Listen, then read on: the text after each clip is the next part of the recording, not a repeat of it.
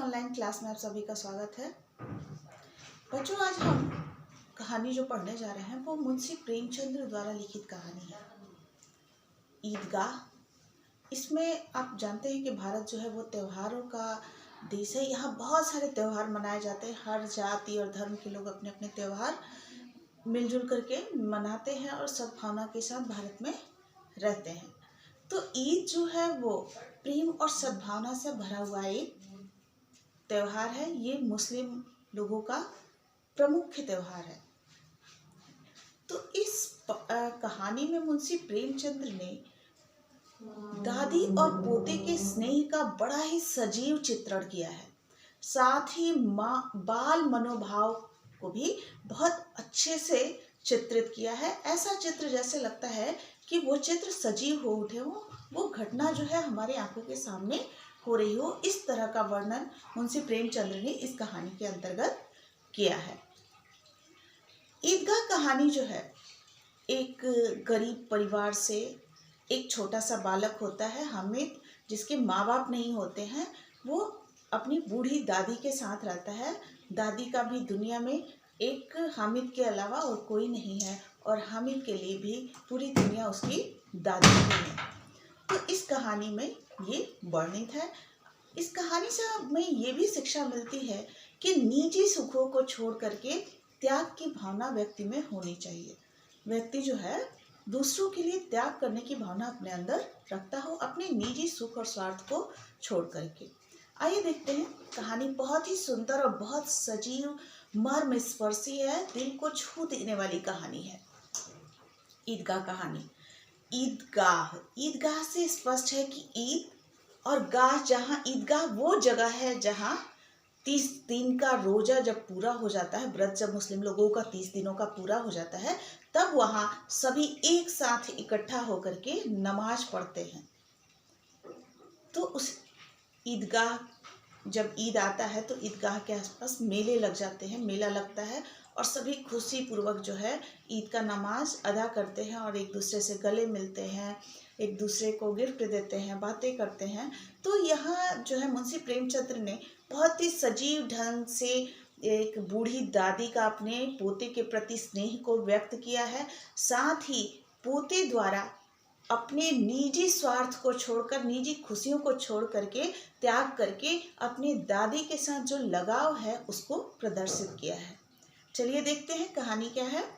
कहानी है, रमजान के पूरे 30 रोजों के बाद आज ईद आ ही गई। 30 दिन का रोजा पूरा होने के बाद जो है ईद का त्यौहार आ ही गया। अब ईद के दिन का जो सूरज है वो लोगों को ऐसा लग रहा है कि आज का सूरज तो शीतलता से भरा हुआ है। 30 दिनों के रोजे में होता क्या था कि पानी भी नहीं मिलती थी, तो सूरज की हल्की ताप भी उनको तेज लगती थी। लेकिन 30 दिन का रोजा जब पूरा हो गया है और आज ईद का दिन है, तो पूरे गांव में चहलकदमी है और लग रहा है कि सूर्य भी नई रोशनी के साथ आया है। वो रोशनी शीतलता दे रही है, न कि गर्माहट दे रही है। ईदगाह जाने की तैयारी जो है जोरों शोरों से गांव में चल रही है। गांव के सभी लोग अपने जो पालतू पशु हैं, गाय बैल हैं, उनको जल्दी जल्दी से चारा पानी लगा रहे हैं। घर के कामों को जल्दी खत्म किया जा रहा है और बच्चों का तो पूछिए ही मत कि बच्चे सुबह से ही ईदगाह जाने की तैयारी में जुटे हुए हैं। उनको लग रहा है कि घर वाले लेट क्यों कर रहे हैं, हमें जल्द से जल्द ईदगाह पहुंचना चाहिए। जल्दी जल्दी बैलों को सानी पानी दे करके सभी तैयार होते हैं। सैकड़ों आदमियों से मिलना जुलना होता है। अब ईदगाह पे जो है जितने लोग होते हैं सबसे मिलना जुलना होता है। तो इस तरह लग रहा है कि दोपहर से पहले जो है ईदगाह से कोई लौटकर आ नहीं पाएगा, इसलिए सभी जल्दी जल्दी अपने कामों को निपटा करके ईदगाह जाने की तैयारी में जुटे हुए हैं। अब देखिए, बच्चों की बारी आती है तो बच्चों के लिए रोजा तो बना ही नहीं है। किसी ने एक रोजा रखा एक दिन का और किसी ने दोपहर में ही रोजे को तोड़ दिया। ये जो रोजे और व्रत हैं वो बड़े बूढ़ों के लिए ही हैं, बच्चों के लिए कुछ नहीं। बच्चों के लिए तो मायने रखता है तो सिर्फ ईद का वो उत्साह और उमंग भरा त्यौहार ही बच्चों के लिए मायने रखता है। तो बच्चे जो हैं जोर शोर से ईदगाह जाने की तैयारी में जुटे हुए हैं। अब जल्दी पड़ी है कि लोग ईदगाह क्यों नहीं चल रहे हैं। बच्चे परेशान हैं कि जल्दी से ये लोग ईदगाह चल क्यों नहीं रहे हैं, हम अकेले कैसे जा सकते हैं, बड़ों के साथ ही जाना है। उनकी अपनी जेब में तो कुबेर का खजाना भरा पड़ा हो।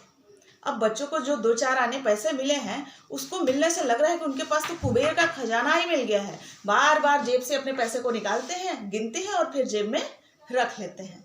बच्चे बहुत ही खुश हैं, निकाल करके गिनते हैं 1, 2, 4, 10 और गिन करके फिर जेब में रख लेते हैं। उनकी खुशी इतनी है जो कि स्पष्ट नहीं की जा पा रही है कि वो बच्चे कितने खुश हैं ईदगाह के मेले में जाने के लिए। मोहसिन के पास, अब देखिए जो बच्चों का झुंड है उसमें बच्चों के नाम है, मोहसिन है, महमूद है। इन लोगों के पास जो भी पैसे है वो बार बार उनको गिनते हैं और फिर अपने जेब में रखते हैं। इन्हीं अनगिनत पैसों से उन्हें अनगिनत सामान खरीदने हैं ईदगाह के मेले में। मिठाइयाँ खरीदनी है, खिलौने खरीदने हैं, हिंडोले पे झूलना है। इस तरह की बहुत सारी प्लानिंग जो है बच्चे आपस में कर रखे हैं कि ईदगाह जा करके हमें ये करना है। और सब प्रसन्न हैं। सबसे ज्यादा प्रसन्न जो है वो हामिद है। अब देखते हैं हामिद है कौन ये।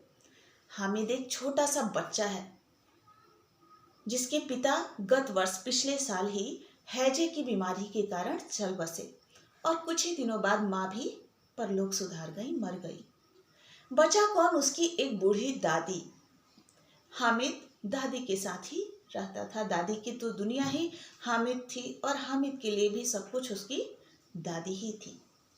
हम अमीना जो कि हामिद की दादी है बहुत ही गरीब है। किसी भी तरह से बच्चे का पालन पोषण अमीना करती है। हामिद के पाँव में जूते नहीं। अब अमीना परेशान है कि ईद का त्यौहार आ गया, सभी बच्चे नए नए कपड़े जूते पहने हुए हैं और हामिद का तो जूता भी जो है वो टाइट हो गया है, पुराना हो गया है। सिर पर जो टोपी भी है वो पुरानी है, बहुत पहले की, काली पड़ चुकी है, जिसका गोटा भी काला हो गया है। फिर भी जो हामिद है वो खुश है। वो अपने फटे जूते, फटी टोपी, हर हाल में जो है हामिद खुश है, प्रसन्न है। अब हागिन अमीना अपनी कोठरी में बैठी बार बार सोच रही है। दुखियारी जो अमीना है, हामिद की दादी, वो अपनी कोठरी में बैठ करके सोच रही है कि आज ईद का त्यौहार है और घर में अनाज का एक दाना तक नहीं है। इस अंधकार और निराश में वो डूबी जा रही है, दुखी है। किसने बुलाया इस निगोड़ी ईद को। अब दुखी होकर के अमीना जो है कोसती है कि इस ईद जैसे त्योहार को अभी आना था, क्यों आई जब हमारे पास कुछ भी नहीं है, हम इसको मना नहीं पाएंगे तो ये ईद क्यों चली आई। दुखित मन से सब सोच रही है।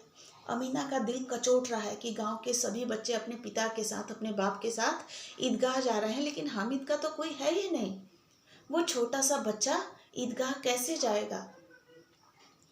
देखिए कोई नहीं है, वो अकेले मेले में कैसे जाएगा। इस भीड़ भाड़ में बच्चा कहीं खो गया तो मैं क्या करूँगी, ये सब सोच करके अमीना का दिल जो है वो बैठा जा रहा है।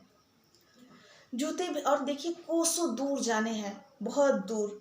अमीना उसे यूं न जाने देगी। नन्ही सी जान 3 कोस चलेगा कैसे। 3 कोस, 1 कोस आपका 2 किलोमीटर के बराबर। तो इतना लंबा सफर जो है वो हामिद चलेगा कैसे, नन्हा सा बालक, और उसके पैरों में जूते भी नहीं है। तो ये सोच करके अमीना परेशान है। कुल 2 आने पैसे बचे हैं। अब देखिए अमीना के पास है क्या। उसके बटुए में, छोटा सा पर्स बटुआ होता है, उसमें उसके पास पैसे कितने हैं, 3 पैसे, हाँ 5 पैसे हैं, जिसमें से 3 पैसे वो हामिद को दे देती है और 2 पैसे अपने पास रख लेती है। यही बिसात है, मतलब यही उनका सामर्थ्य है। उस 5 पैसे में ही उनको ईद का त्यौहार मना लेना है।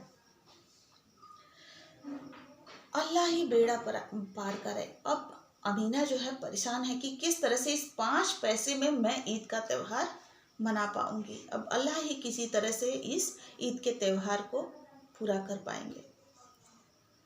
हामिद भीतर जाकर दादी से कहता है। अब हामिद जो है जल्दी से अपनी दादी के पास जाता है और कहता है कि दादी तुम परेशान मत हो, तुम डरना नहीं, मैं दोपहर से पहले सबसे पहले घर आ जाऊंगा, तुम परेशान मत होना अम्मा, मैं सबसे पहले आऊँगा। गांव से मेला चला। अब गांव से सारे लोग मेले की तरफ चल पड़े। बच्चों के साथ हामिद भी जा रहा था। कभी सब के सब दौड़कर आगे निकल जाते, फिर किसी पेड़ के नीचे बैठ करके साथ वालों का इंतजार करते। नीचे खड़े होकर साथ वालों का इंतजार कर लिया करते। वो कभी थक सा जाता, और कभी कभी बैठ जाते, लेकिन हामिद के पैरों में तो पर लगे हुए थे, जैसे वो थकता ही ना हो, दौड़ा मेले की तरफ चला जा रहा था। बड़ी बड़ी इमारतें, अदालतें, कॉलेज, क्लब घर आगे चले। हलवाइयों की दुकान शुरू हुई। आज खूब सजी थी, इतनी मिठाइयाँ। अब हामिद करे, इतनी मिठाइयाँ खाता कौन है? छोटा नन्हा बालक जब मिठाइयों की दुकान को देखता है तो सोचता है, इतनी सारी मिठाइयाँ खाता क्यों कौन है? देखो ना, एक एक दुकान पर मनो मिठाइयाँ रखी हैं। सहसा ईदगाह नजर आ जाता है। चलते चलते अचानक से ईदगाह नजर आ जाता है। इमली के घने पेड़ के नीचे जो है पक्का फर्श है और उस पे बड़ी सी जाजिम बड़ा सा चादर बिछा हुआ है। रोजेदारों की पंक्तियां एक के पीछे एक न जाने कहाँ तक चली गई हैं। अर्थात रोजेदार रोजा रखने के बाद जो आदमी नमाज के लिए ईदगाह में इकट्ठे हुए हैं, उनकी कतार न जाने कहाँ तक चली गई है। इन ग्रामीणों ने भी वज्जू किया। अब देखिए, सभी तो लाइन से लगे हुए हैं। यहाँ कोई धन वाला, कोई पद वाला नहीं है। इस कतार में छोटे बड़े सभी एक समान हैं। ईद का नमाज अदा करने के समय जितने लोग वहाँ इकट्ठे हुए हैं, सभी एक समान हैं। वहाँ कोई छोटा बड़ा नहीं है। उसी में गांव से आए हुए सारे लोग भी वज्जू किया और पिछली पंक्ति में खड़े हो गए। अब ये वज्जू क्या है? नमाज पढ़ने से पहले जो मुस्लिम लोग हाथ पैर धो करके नमाज के लिए तैयार होते हैं, उसे ही हम वज्जू कहते हैं। तो ये जो सारे लोग हैं, गांव से जो लोग आए हैं ईदगाह, वो सभी वज्जू करके हाथ पैर धो करके नमाज अदा करने के लिए तैयार होकर के पंक्ति में खड़े हो जाते हैं। कितना सुंदर संचालन है, कितनी सुंदर व्यवस्था है, देख करके हैरान हो जाते हैं। हजारों सिर एक साथ सिजदे के लिए, हजारों सिर जो है एक साथ प्रार्थना के लिए झुकते हैं, सजदे के लिए झुकते हैं और एक साथ सभी खड़े होते हैं। मानव भातृत्व का एक सूत्र इस समस्त आत्माओं को एक लड़ी में पिरो दिया गया हो। कहने का तात्पर्य है कि भाईचारे का, स्नेह का जो एक सूत्र होता है, एक धागा होता है, उसमें सारे लोगों को एक साथ पिरो करके भातृत्व का, भाईचारे का एक माला तैयार हो गया हो। अर्थात वहां कोई छोटा बड़ा नहीं है, सभी एक जैसे हो गए हैं। नमाज खत्म हो गई, सभी लोग एक दूसरे के गले मिलने लगे। अब मिठाइयाँ और खिलौनों की दुकानों पर धावा होता है। अब बच्चे जो है दौड़ करके खिलौने और मिठाइयों की दुकान पर पहुंचते हैं। ग्रामीणों का ये दल किसी विषय में बालकों से कम नहीं था।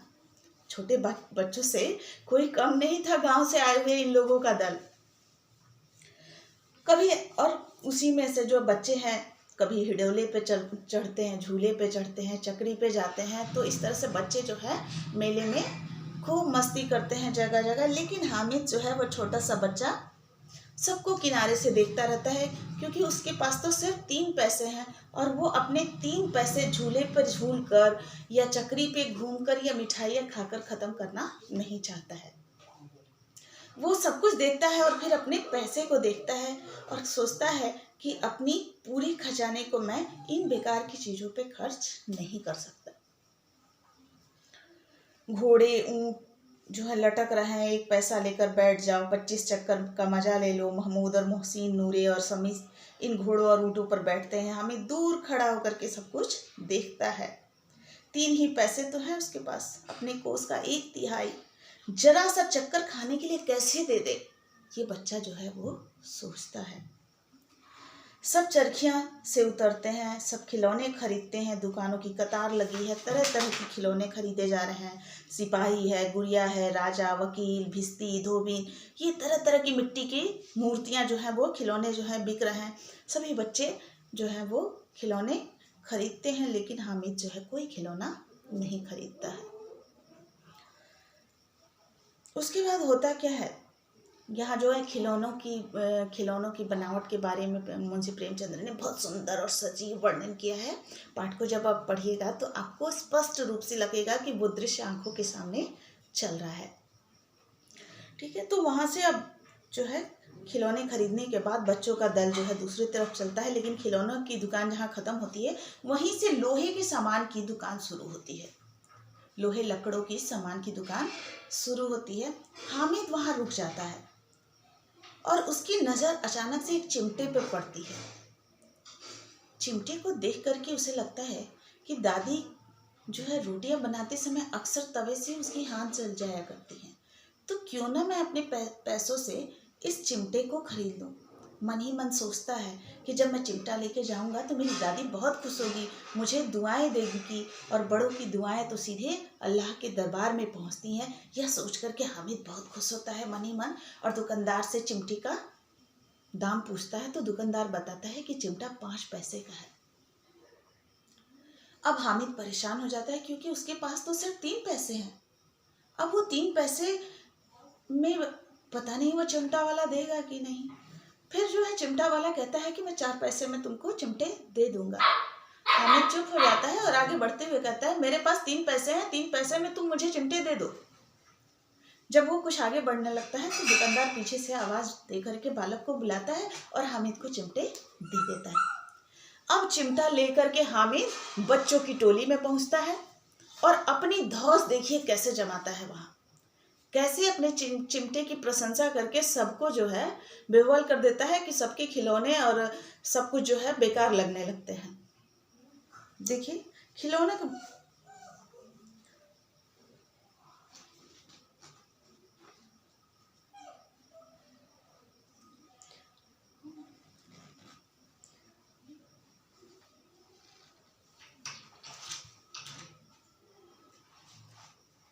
अब देखिए होता क्या है कि वो चिमटा खरीद लेता है और आगे बढ़ता है। हामिद के साथी आगे बढ़ गए हैं, सब सबीर पर सबके सब शरबत पी रहे हैं। एक दुकान पर जाकर के सभी साथी जो है शरबत पी रहे हैं। देखो सब कितने लालची हैं। अब बालक हमीद जो है कहता है कि देखो सब कितने लालची हैं, इतनी सारी मिठाइयाँ खरीद रखे हैं लेकिन कोई एक मिठाई मुझे देता तक नहीं है। छोटा बच्चा, लालच तो लगेगी ही। किस तरह से वो अपने आप को रोक रहा था, मेरे साथ चलो, मेरा ये काम कर दो, मेरा वो काम कर दो। सब साथी आपस में हामिद से कहते हैं और हामिद भी गुस्से में कहता है, अब मैं किसी का कोई काम नहीं करूँगा क्योंकि किसी ने इतनी सारी मिठाइयाँ खरीद रखी है, किसी ने मुझे एक मिठाई तक नहीं दी। अब मैं किसी का काम नहीं करूँगा। और उसके बाद क्या कहता है हामिद, अपने दोस्तों से कहता है कि मिठाइयाँ खाओ खाओ, खूब मिठाइयाँ खाओ, दांतें सड़ेंगी, मुँह से बदबू आएगी। और चटोरी जवान, घर पे जब ना मिलेगी तो चोरी करके पैसे निकालोगे तो फिर पिटे भी जाओगे। किताबों में कुछ गलत तो लिखा नहीं है, किताबों में तो ये लिखा ही है कि ये जो चटोरी जवान है वो कुछ भी करा सकती है। तो खूब मिठाइयाँ खाओ और फोड़े फुंसी निकलेंगे वो अलग, और जुबान जो चटोरी होगी और जब नहीं मिलेगा चोरी करोगे तो मार भी खाओगे। इस तरह से वो अपनी बात दोस्तों से कहता है और उसके बाद अपने चिमटे की बड़ाई करता है।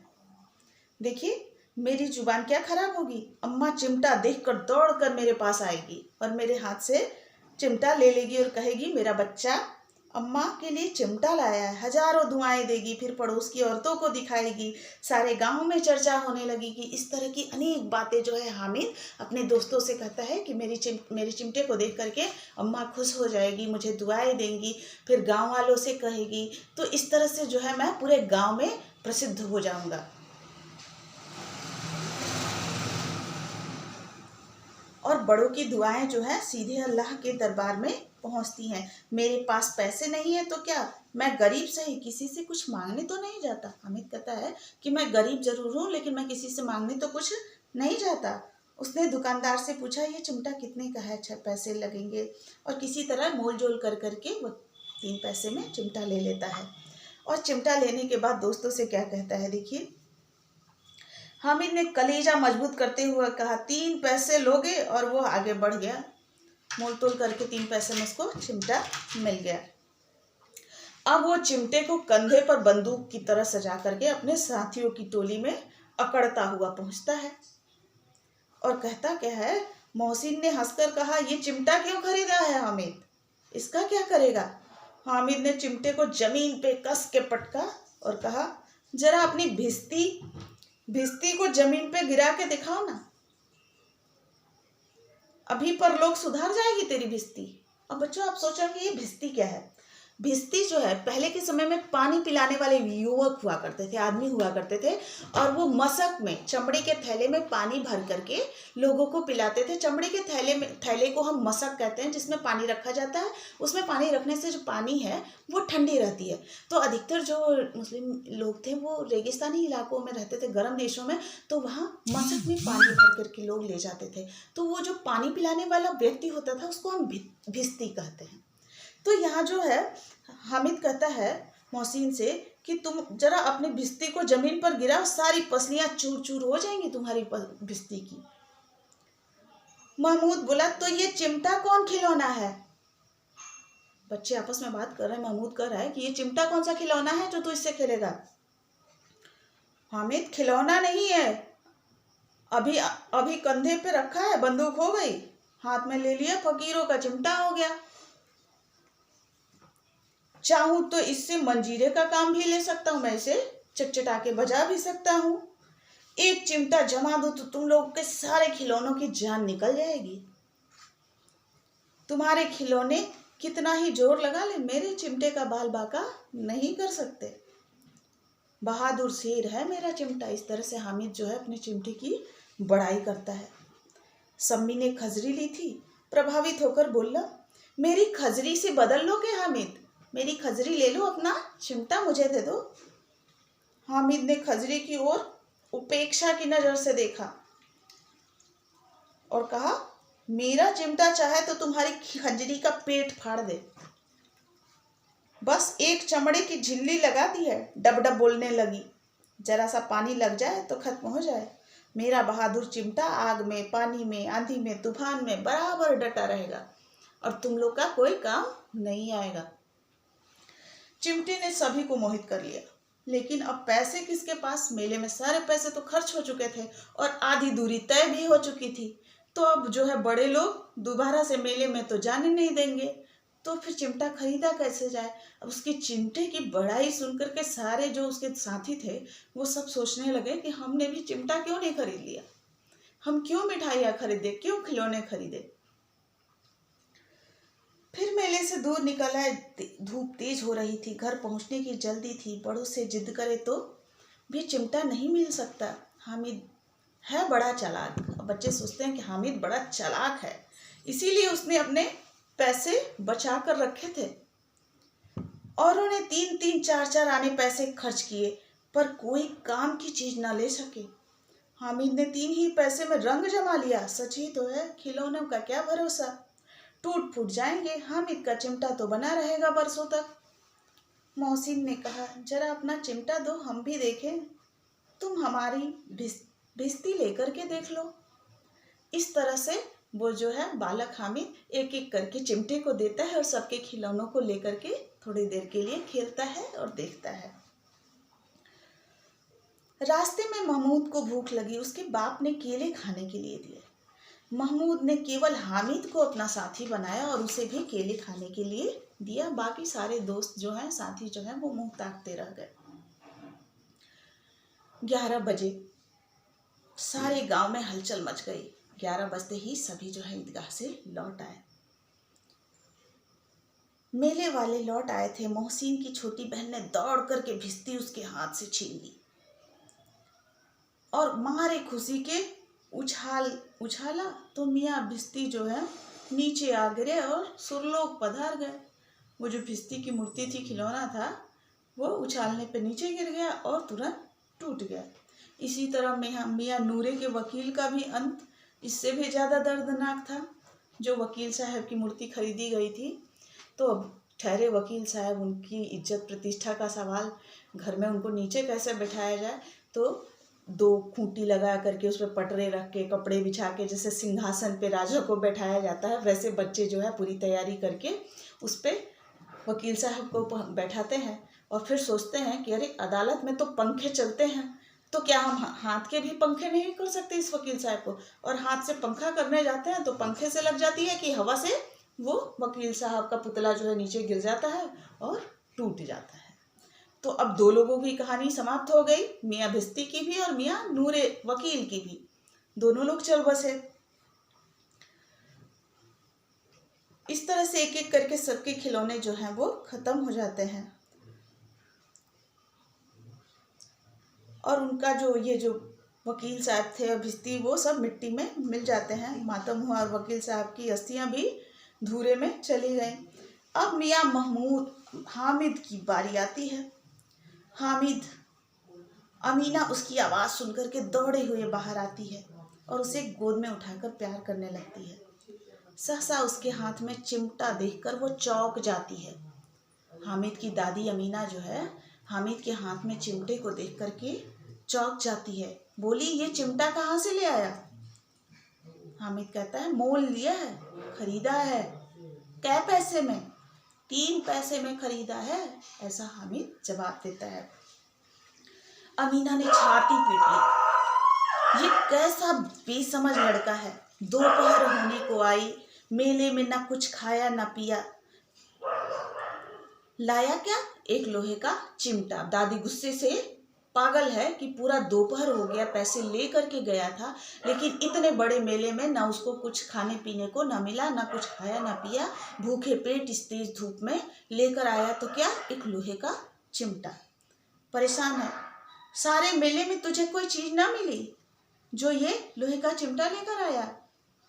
हामिद ने अपराधी भाव से, डरे हुए भाव से कहा, तुम्हारी उंगलियां तवे में जल जाती थी, इसीलिए मैंने इसे खरीदा। अब इतनी बात सुनकर के बुढ़िया का क्रोध जो है, गुस्सा जो है, वो गायब हो जाता है और वो गुस्सा स्नेह में, प्यार में बदल जाता है। अब वो सोचती है कि बच्चे में कितना त्याग है, कैसे उसने अपने आप को रोका होगा दूसरों को मिठाइयाँ खाते हुए देखकर, झूले पे झूलते हुए देख करके, किस तरह से ये नन्ही सी जान ये सब बर्दाश्त किया होगा। इतना जब इसमें आई कैसी, इतनी शक्ति जो है इस बच्चे में कहाँ से आई जो इतना सब कुछ उसने बर्दाश्त कर लिया, वो भी इसे अपनी, और वहाँ भी उस मेले में भी साथियों के साथ भी उसे अपनी दादी का ख्याल बना रहा। अमीना का मन जो है वो गदगद हो उठता है और वो खुशी से रोने लगती है, दामन फैला करके ईश्वर से दुआएं मांगने लगती है और उसकी आंखों से बड़े बड़े आंसू के बूंद गिरने लगते हैं। तो यहाँ जो है एक छोटे से बालक द्वारा त्याग की भावना को प्रदर्शित किया गया। एक नन्हा सा बालक भी किस तरह से अपनी निजी खुशियों को त्याग करके अपनी दादी के लिए चिमटा लेकर के आता है। बहुत ही सजीव और बहुत ही सुंदर कहानी है। बच्चों, इस पाठ को एक बार ध्यान पूर्वक पढ़िएगा और जो भी कठिन शब्द हैं वो आप हमसे पूछिएगा या खुद से याद कीजिएगा। आज के लिए इतना ही। धन्यवाद।